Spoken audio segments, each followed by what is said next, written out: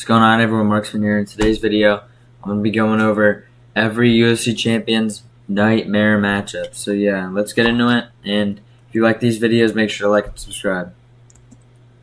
For Alexandre Pantoja, I got Muhammad Mokaev if the UFC re-signs him, which probably won't happen. So if they don't re-sign him, then just get rid of this fucking thing. No one cares about flyweight anyways, but I mean, Pantoja's almost 35. In April, he turns 35, and if him and Mokaev fight then, the 35 curse is catching up to Pantoja. I think Mokaev will stop the wrestling, and he'll just be younger. He's young and spry.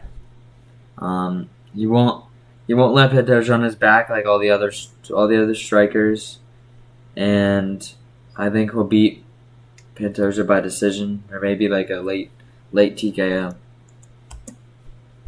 For bantamweight, for Sean O'Malley, his nightmare matchup is Merab.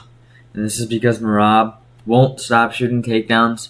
He's EPO, he's inbred, and he'll just be constantly shooting takedowns. He'll be pressuring 24/7, and I don't think Sean O'Malley is going to be able to keep up. You know, he could easily just chin Merab, and this will make my pick be horrible, but I think Merab's going to beat him by decision. He's just going to shoot like 80 takedowns on him, and O'Malley's not going to be able to get to be in the right range for him. But if Merab gets countered, I wouldn't be surprised either. I think this is a 50-50 fight, but this is probably the worst type of matchup that O'Malley can have. For featherweight, Ilia Topuria, I got Islam. Islam is 100% the nightmare matchup. If he moves up and fights Islam, Islam is destroying Ilia Topuria. Probably not destroying, actually. But I think he beat Topuria. I think he's bigger. I think he's stronger. Topuria has that featherweight skill, but I mean, Islam's just too good everywhere. And I don't think Topuria would land that KO shot that he landed on Volk because Islam's just too good defensively with his striking. And I think Islam would rip him to the body, rip him to the legs, and he'll show off his kicking game and show that he's one of the best kickers in the UFC. And I think he beat Topuria by a close decision. Islam's toughest matchup is Max Holloway because he has a granite chin. You know, Max Holloway would have to take some risks against Islam, so I feel like he'd bring back that early Max that we used to see, who would just put his chin on that silver platter and just march forward and walk guys down. I think he'd bring that back with Islam, and as long as he doesn't get submitted, I think he could break Islam and make Islam wilt under the pressure. And it's not like he'd be too small for Islam because he looked pretty big in there in UFC 300. So I think this is a bad matchup for Islam. But I think Islam would beat him. But this is just like the worst matchup that he could face. Even though, I mean, there's not many to pick from, so I just had to throw Max in there. Bilal's nightmare matchup is Shavkat. Shavkat, a.k.a. Genghis Khan. I mean, this guy's going to march forward. He doesn't care about getting knocked out. You think he's going to respect Bilal's striking? Bilal hasn't knocked one guy down in his entire career. I mean, this guy has no punching power. And I think Shavkat's good on the ground. I think he's not going to get backed up to the fence. I think he'll just march forward on Bilal the whole fight. And I think he'd take any shot that Bilal gives him, and he'd just keep firing back. And I think he'd break Bilal. Bilal's pretty old, too. So he's going to be leaving his prime soon. So, yeah, I think Shavkat's going to break him in probably like the third or fourth round.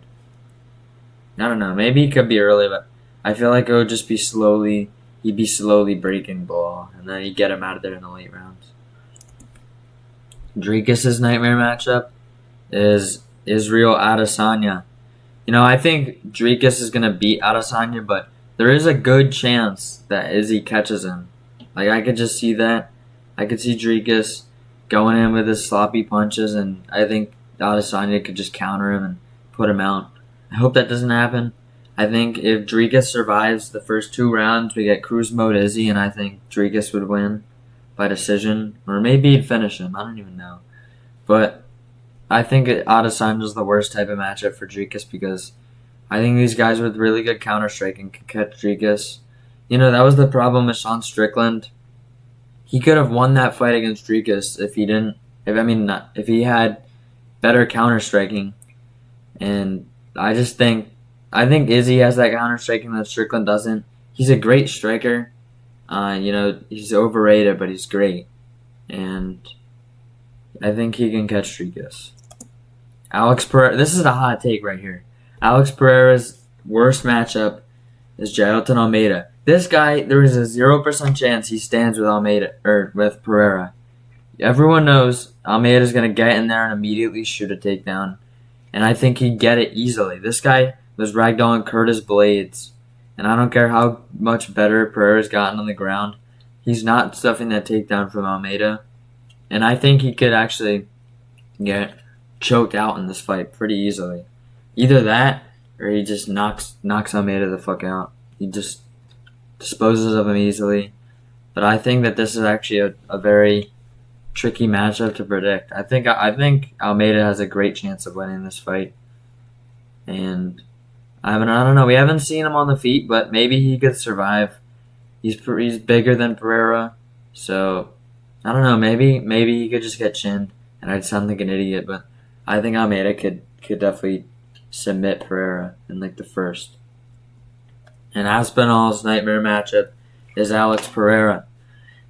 I mean, I'm not the only person who's seen this, but Tom Aspinall leaves his chin up in the air sometimes. And I think Pereira is too good of a striker to not capitalize on that. I think he'd catch Aspinall leaving the pocket with a left hook.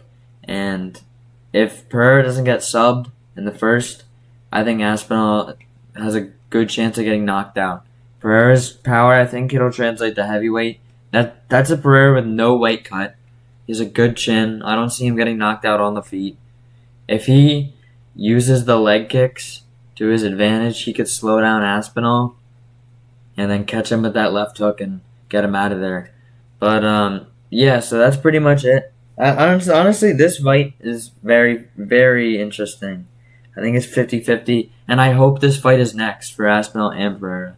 I know everyone wants to see Jones versus Aspinall, but we have to accept that that's not happening. So this is the fight I want, and this would be just an amazing fight. But this is the worst matchup for Aspinall. I mean, who else in the heavyweight division is a bad matchup for him? Not Pavlovich. Pavlovich had the power, and he didn't do anything when they got knocked out in 1 minute.